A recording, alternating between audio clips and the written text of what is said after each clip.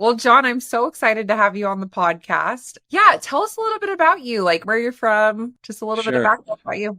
I grew up in Southern California, and I was a product of a father with children, a mother with children.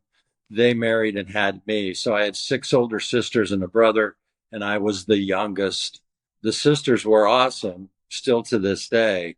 I think one of my first awakenings to challenges in life came when my parents would fight physically.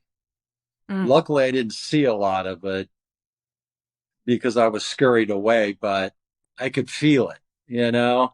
So when I'm 8 or 9, my father leaves, they divorce, and I've got my great six sisters and a brother, but no father. And I wonder, so do most people go through life without a father, or what's the deal here? My mother was trying to get other men, friends in her circle to kind of be a father or uncles, and I just thought, so what's wrong with me? Why don't I get a father to talk to and counsel with and fish with and all that? So that kind of gave me an inkling that, hey, I'm not the same as other people, for what it's worth. So I then go to school, I get through high school. I'm not a proponent of drugs in high school. I'm clean all the way up until I go to the university. And so I had two options. I had a scholarship to BYU, and I decided to go to this other school because I'd met this young lady on a summer internship, and she was from Florida. So I said, I know it's fully paid at Brigham Young, but I want to be with what's her name. So the decision making would be so abrupt that I would say to myself, John, are you okay here? But then I would stuff it back and say, you know what? Everybody goes through challenges like this. Not a lot of parental guidance, though my mother tried very hard. And so that's where I took a big turn. Everybody at the university knew that I didn't use drugs. And so I think it was a winter semester, all these guys brought all of their marijuana over and said, John, can you guard this? We don't want to have it around because we're trying to study. And I said, yeah, not a problem. I was so curious. My brother had died of heroin complications. So I kind of swore in 8th grade that I would never touch these things or let them into my life. But I got so curious. I was starting to kind of walk kind of a little away from what I felt in my heart.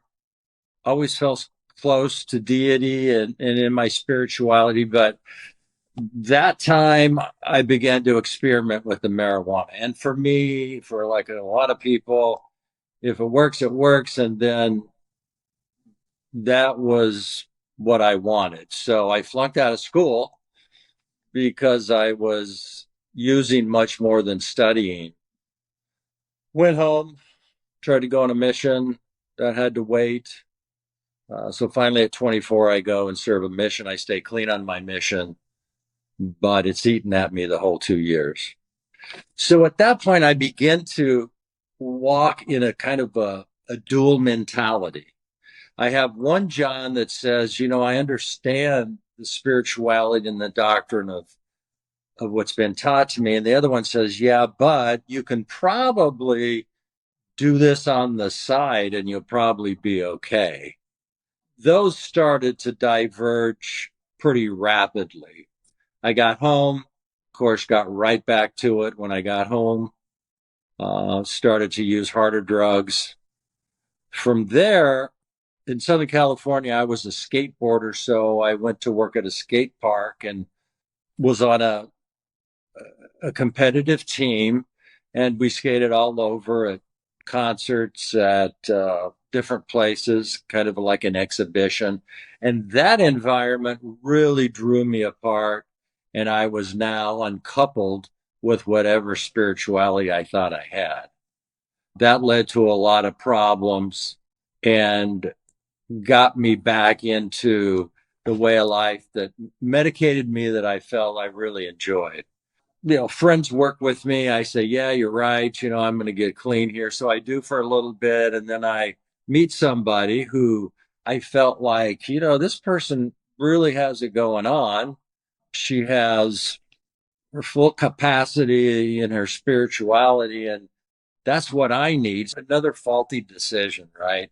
She should be able to help me, not a reason to marry, but I did. And that lasted 25 years with all of its ups and downs in using and 5 children. I remember, I think it was 90 days after our marriage, I'm out using again. And I asked myself, I said, John, you were just married in a sacred place.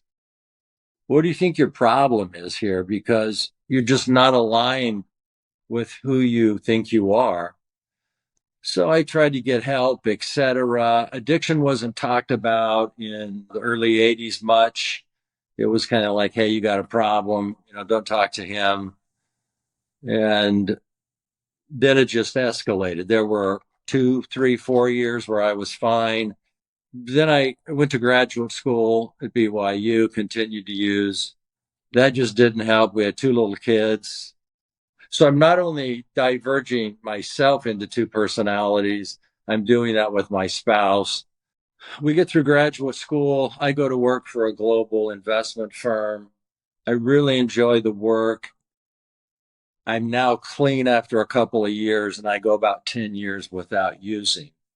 Well, I shouldn't say that. Actually, where I was, you could buy codeine cough syrup over the counter. So the guy finally said to me, John, you've been here 12 times in the last 2 weeks. Well, I just need this for my cough, right? Then I have a great client, a physician, and I'm telling him about my old skateboarding industries. He said, hey, look, my old skateboarding accidents. He says, look, if you need something for that, let me know. And of course, I was ready to go there. So I started using Oxycontin, and I stepped it up in potency to where finally I was completely dependent, not understanding yet how addicted I am. So that's a challenge. I talk to my spouse and my oldest couple of children. We say, hey, let's work together. Let's get through this. And finally, my wife files for divorce. Now, I have 5 children. I love them very much. We've built a home together. We literally built a home because my brother took our home and doubled it in size, and it was kind of like our place. You know how homes can be.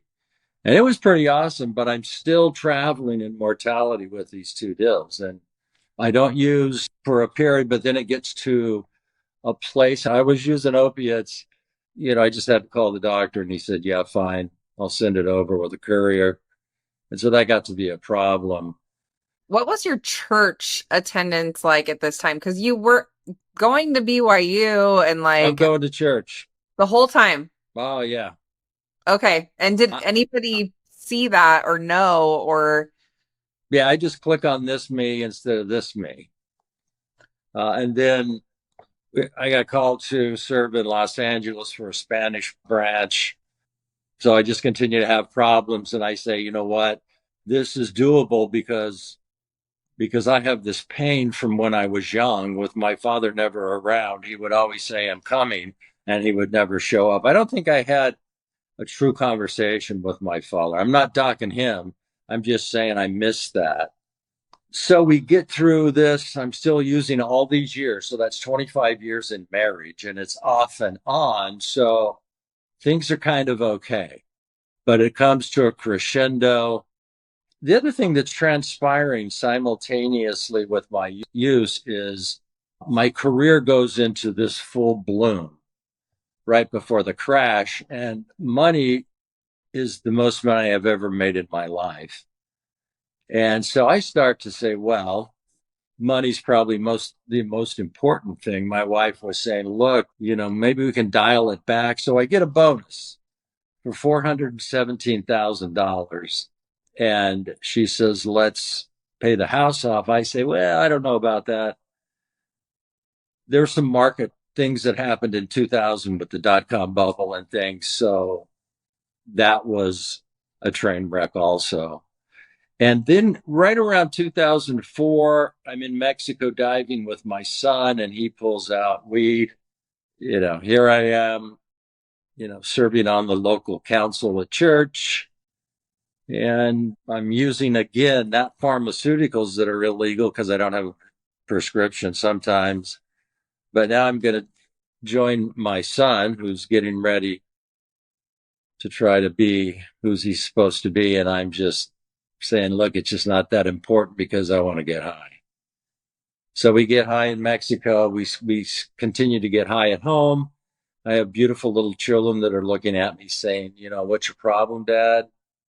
Oh, it's nothing. Just hang with me.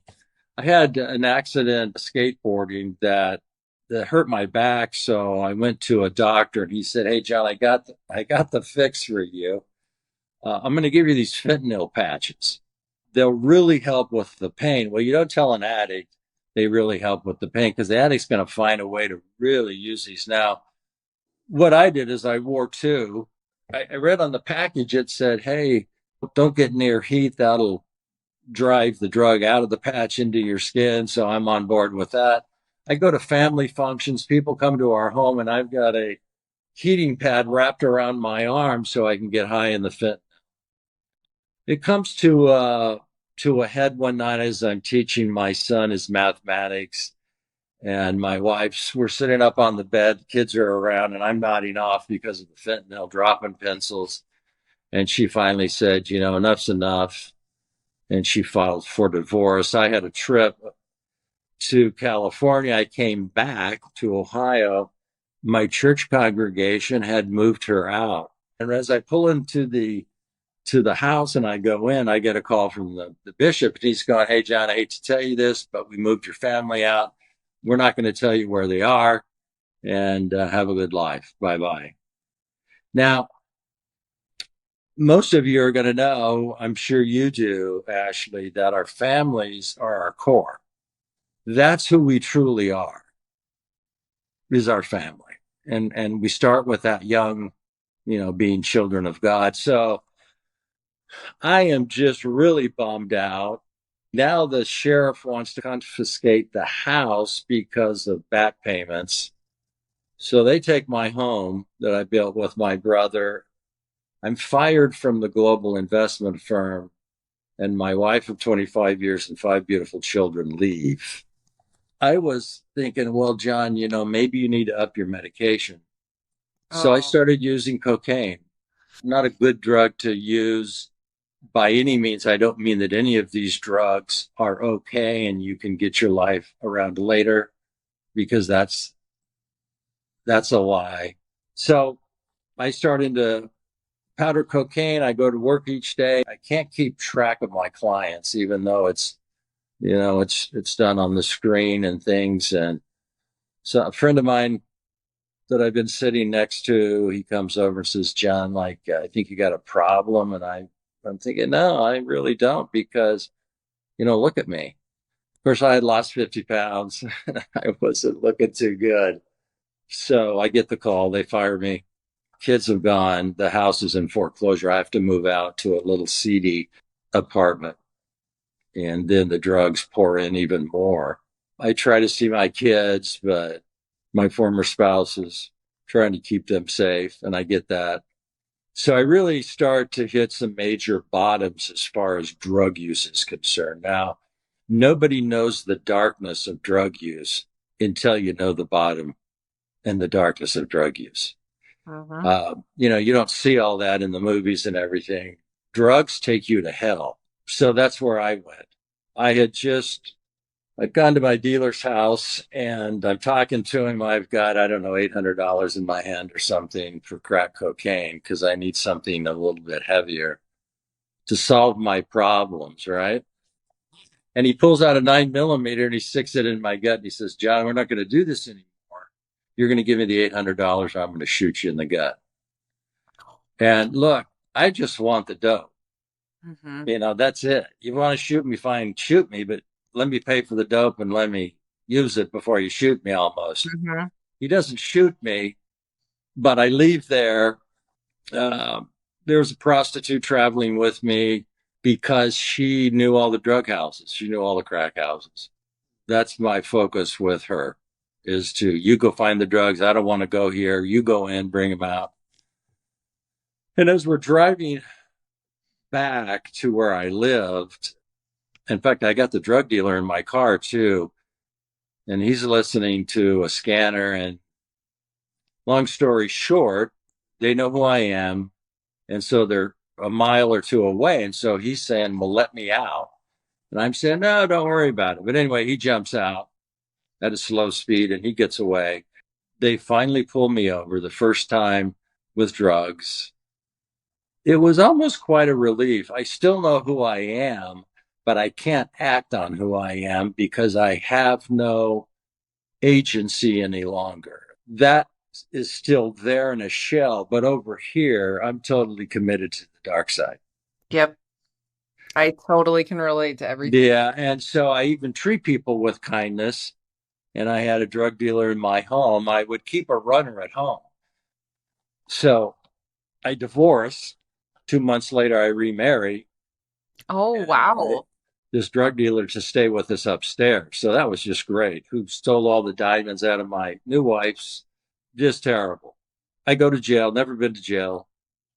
I know something's wrong and I know my head's wrong. And I'm really hoping that things will work out, but they're just not doing it. I would get high on cocaine and I'd set all my kids' pictures out and just weep because I was segregated from that, as though there were a force field between us, if you will, Hmm. because I couldn't go there. The me I was using was this one over here. It's totally chained. I was totally under the auspices of a dark power until it got so bad that they arrested me. I got out. I was bailed out by my then wife, and they say, look, here's the deal. If you can tell us who's supplying you with these drugs, then you'll be okay. So for 4 or 5 months, I still go back to using. The detective calls me all the time. I'm saying, yeah, we're going to get this done for you. And then one day they just show up at the house. When they do show up at the house, this beautiful home, and the only reason I call it a beautiful home because it was beautiful to me. It was one palpable piece that I could say, I'm okay. I'm all right. They come, I had misplaced some dope, so I had torn the house entirely apart. They come in walking over, the officers walking over my family pictures and my mission pictures. And they say, wow, what happened? I said, well, just a problem. They handcuff me and they take me back to jail. And I asked my wife to bail me out again. I get an attorney. Well, I got to tell you, my beautiful new wife, she's an alcoholic. So she's now in treatment. Okay. Okay. Her family made her go to treatment. Good thing.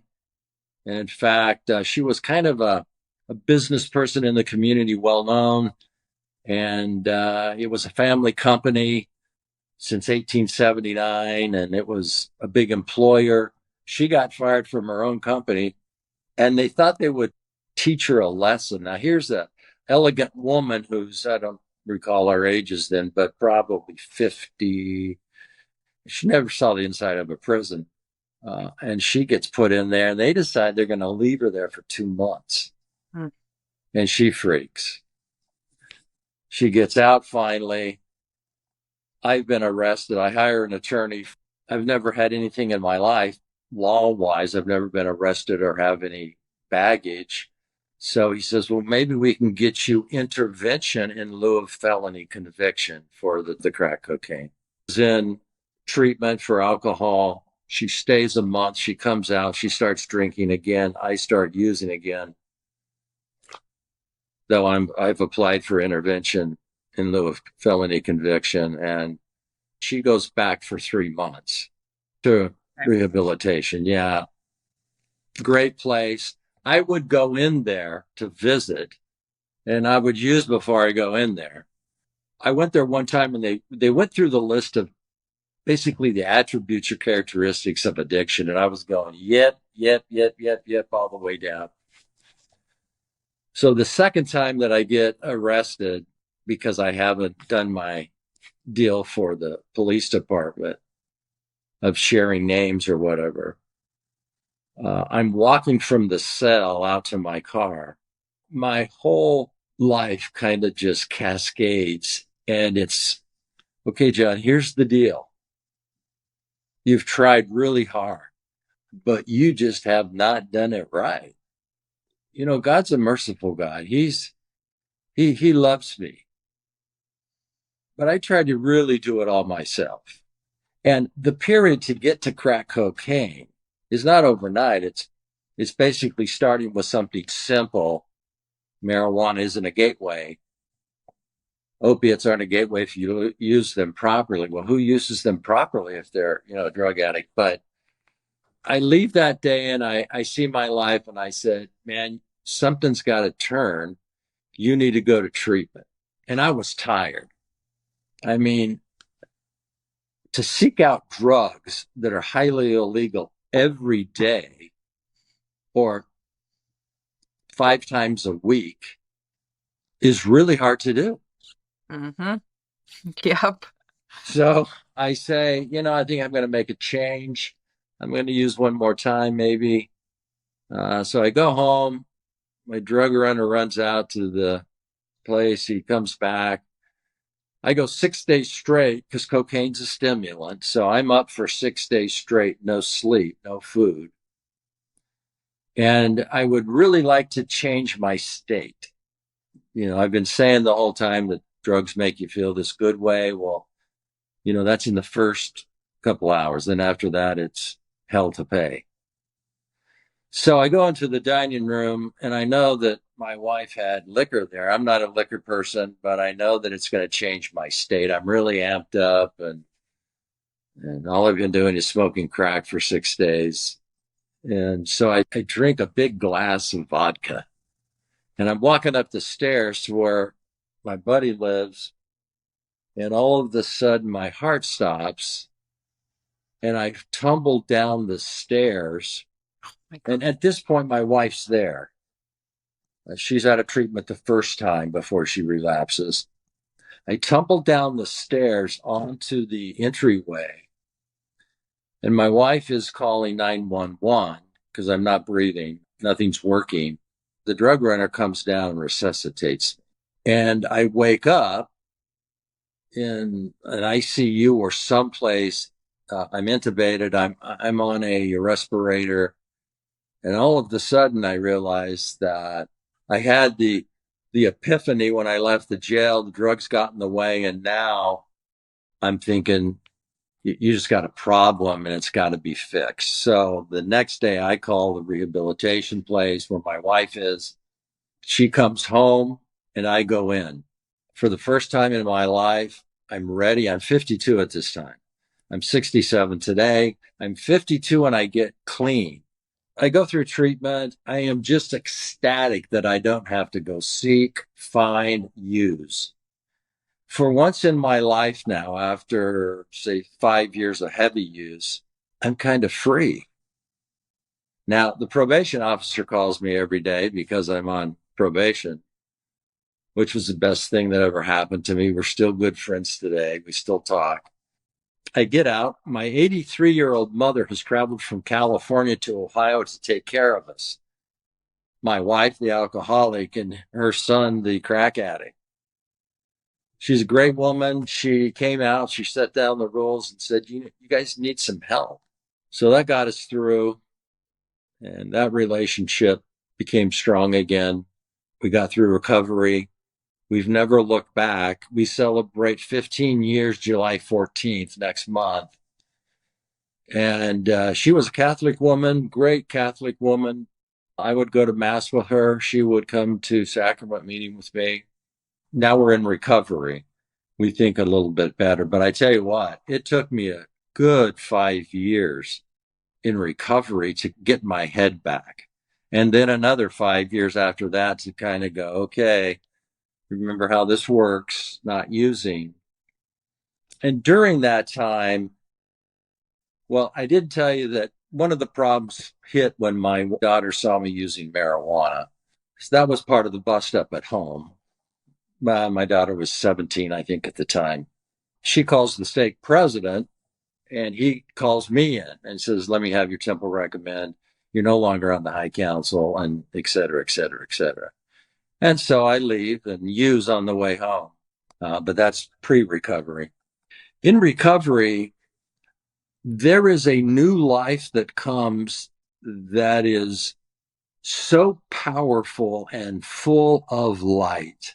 I had a doctrinal confirmation of the church, but I had never been born again. I taught the gospel doctrines and all that, but I just kept walking down mortality, this guy if needed, or this guy if needed. So we get through recovery. We go to mass. We go to sacrament meeting. The people embrace her at sacrament meeting. The sister missionary stopped by. She's told me since 2 years ago that she wants nothing to do with the church. I said, not a problem. We're trying to find some way to live. I mean, we made great money, and now we're without 3 or 4 years into recovery, and we can't recall it all, and it's just not working. She gets baptized. A year later, we get sealed in the temple by a friend. And today we are alive. And I've always asked myself, I can go through a patriarchal blessing and say, that didn't happen, that did not, and that did not because of my choices. Now, how do you think a father of five feels that those things didn't happen because his personal choices, as I was sequestered on the dark side and couldn't make proper choices? Because I chose that side. I chose the dark side. So we started going to counseling. My former spouse was having some challenges. So we said, okay, let's lay it all out there. My wife, all 5 kids, counselor, we all sat down and just threw it all out. And it just crushed my soul. But I'd go home and tell my spouse, this is what happened. I'm never going back again. And I would go back again.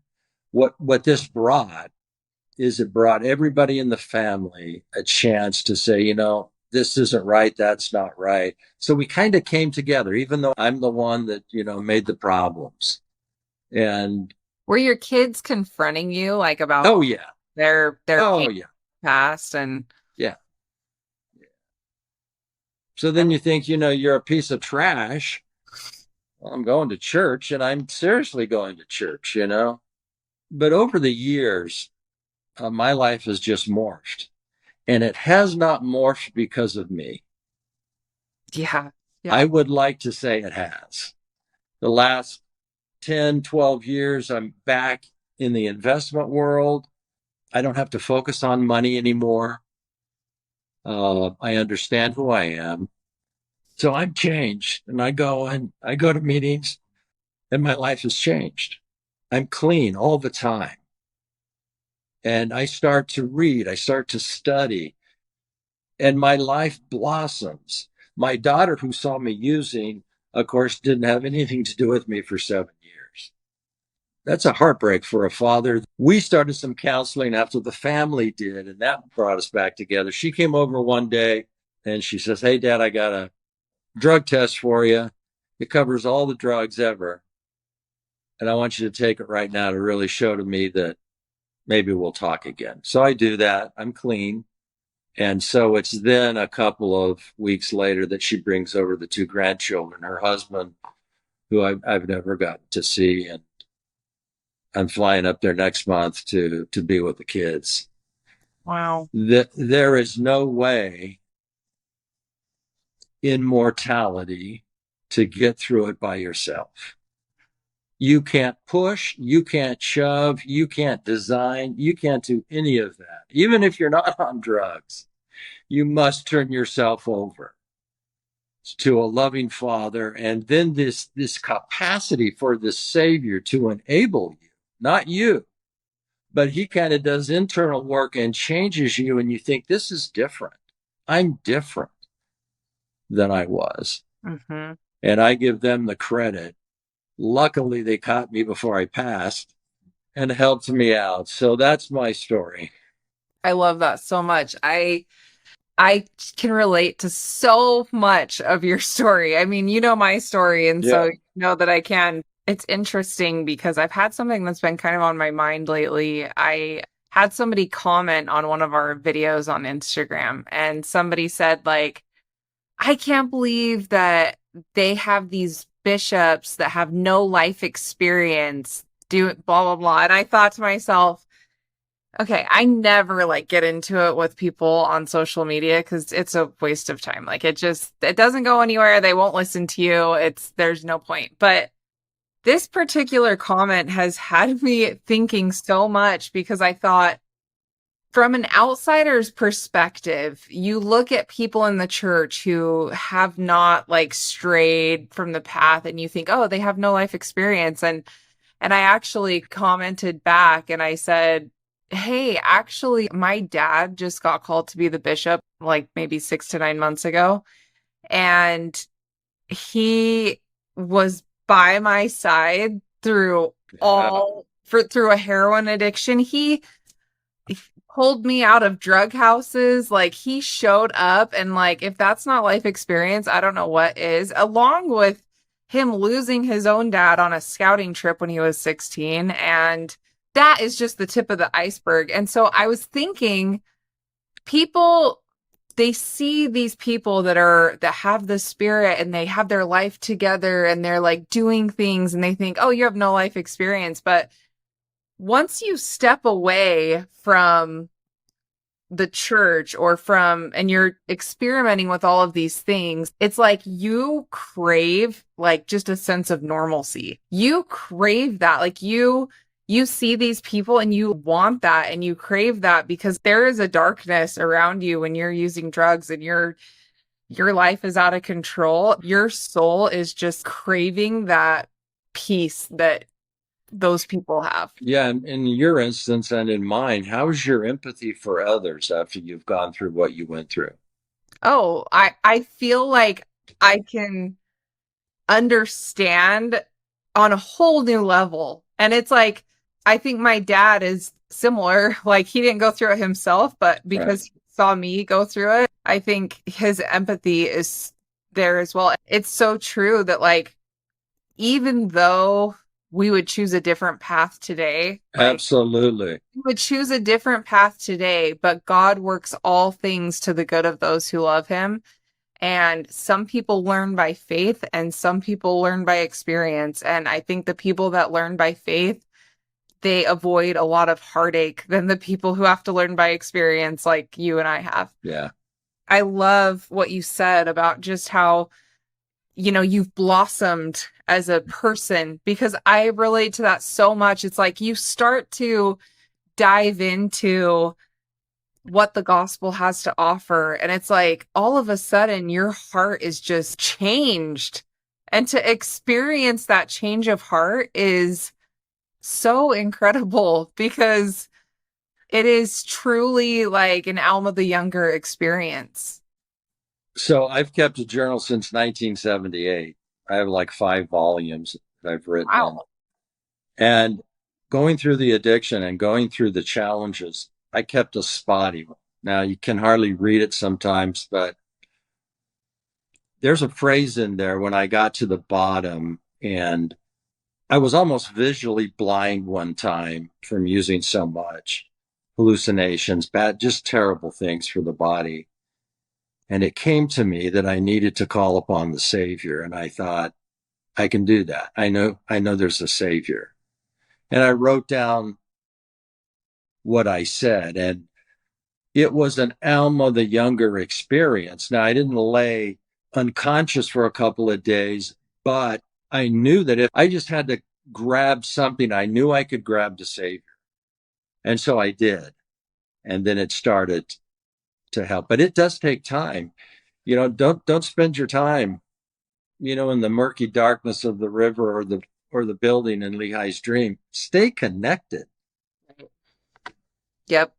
I love that. And Lehi's dream, it really takes on a whole new meaning as you progress in life. And it's like the strange paths that people go down. That always sticks out in my mind because Yeah. I think, man, isn't that just such a way of putting it? Like, Yeah. So I taught seminary for 2 years, a couple of years ago. I did that video for the church in 2015 for Recovery Month, September 2015.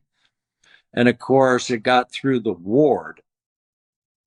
And so here my seminary students have seen the video, which I never brought up. Mhm. That's not the place to bring that stuff up. Right. They would say to me during times, I knew you struggled with this. And, you know, I tried to make it into a lesson. Do not let go. You're protected as much as you can be, but once you let go, you are not. Mhm. You Yep. know, I always love, there's a talk by George Albert Smith about the line of demarcation Hmm. and how once you step one toe over that line, you You will are, be in my power. yep. Yeah, And it is a power.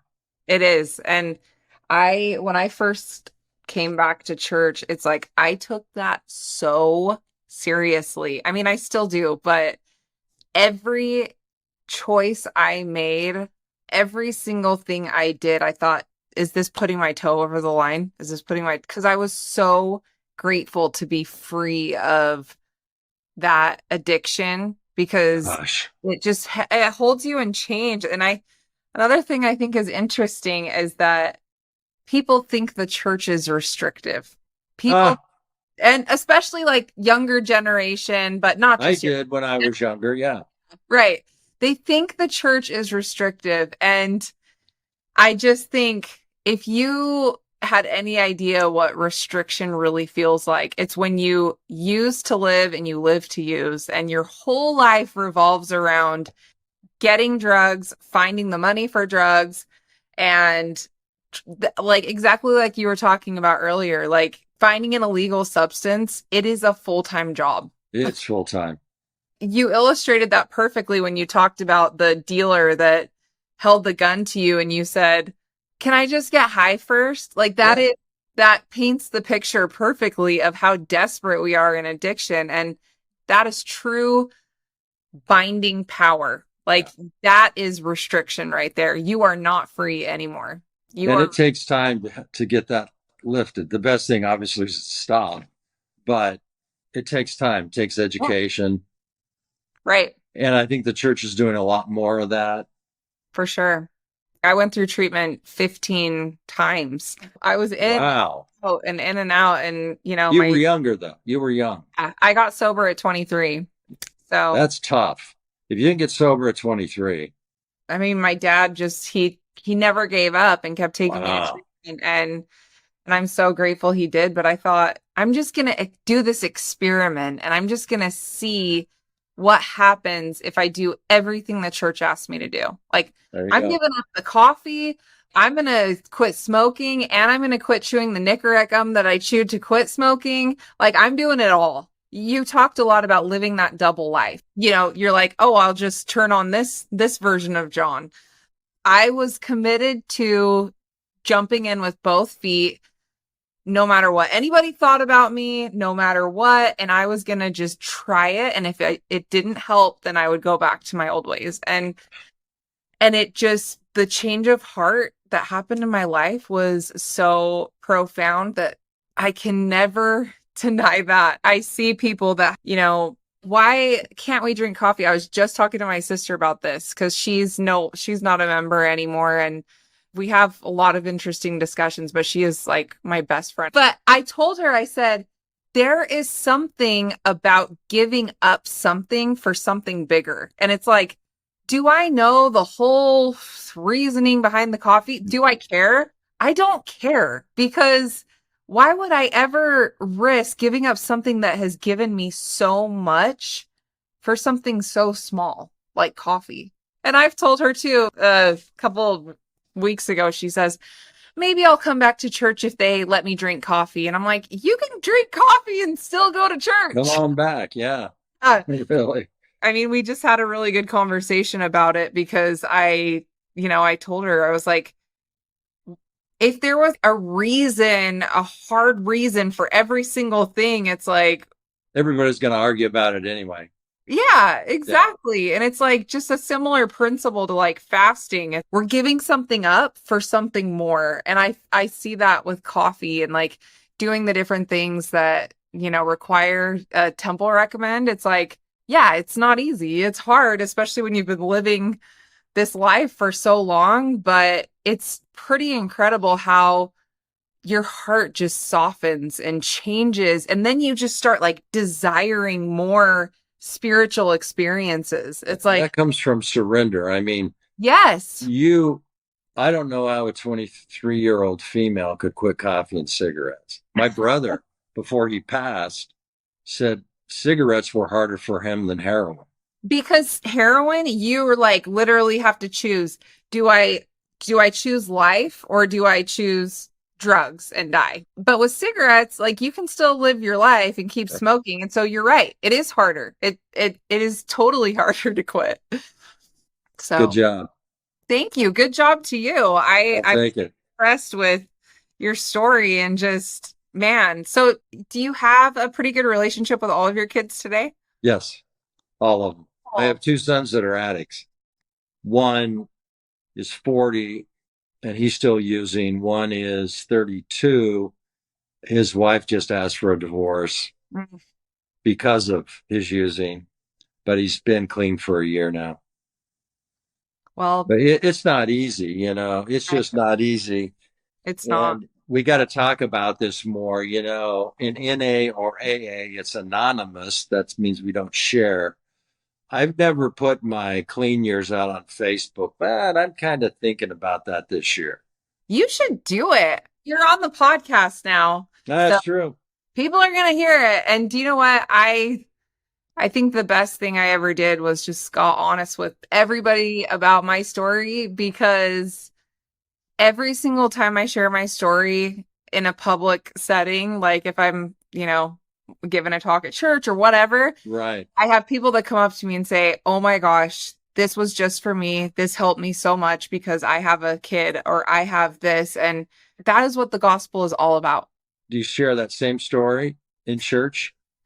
I share a little bit milder version, but I do share my experiences of a changed heart. And I mean, I don't go into all the Yeah. gory details when I'm in sacrament meeting, and I try to keep it more focused on, the Savior and Well, pulling me back. But that's the reality of it. Sometimes we look at Alma the Younger and say, well, you know, yeah, he wasn't that bad, you know. He was but bad, man. yeah, the vilest of sinners. There you go. Yeah, for sure. Well, John, you are so awesome. I am Oh, so thanks. glad that we had you on the podcast, and I just appreciate you coming on and sharing your story You so know, much. I almost quit my job and went to work at a rehabilitation center. I would really like to let go of making money, but you know, I think I probably went through a couple of $1 million for cocaine. Hmm. So I have to catch up. But I've got to share more. It aches within me.